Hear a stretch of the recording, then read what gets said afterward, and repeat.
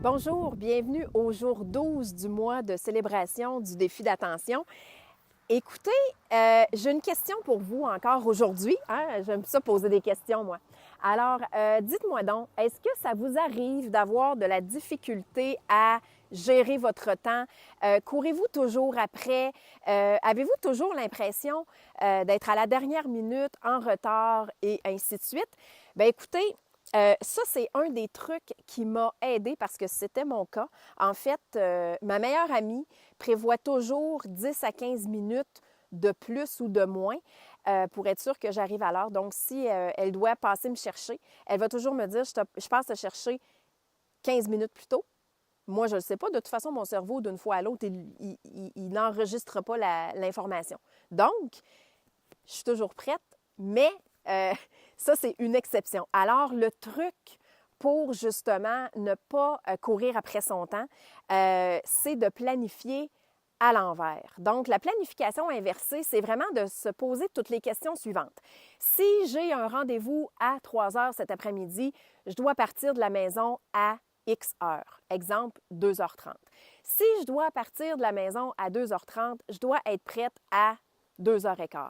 Si je dois être prête à 2h15, et là, vous y allez, en fait, jusqu'à ce que vous arriviez à l'heure où vous vous levez.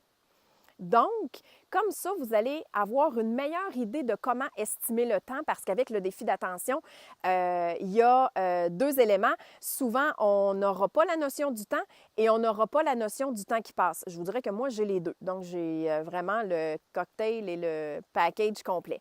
Alors ça, c'est un des premiers trucs.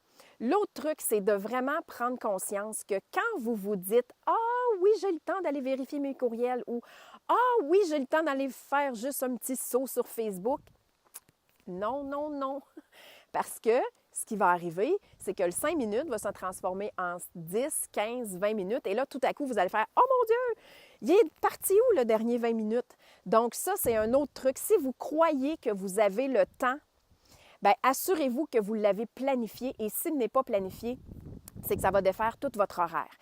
Le troisième élément qui est super important, c'est de toujours estimer plus de temps que ce que vous croyez que ça va vous prendre. Exemple, si vous pensez que faire telle ou telle chose va vous prendre 1 heure, prévoyez au moins 30 à 40, 45 minutes de plus que ce que vous estimez.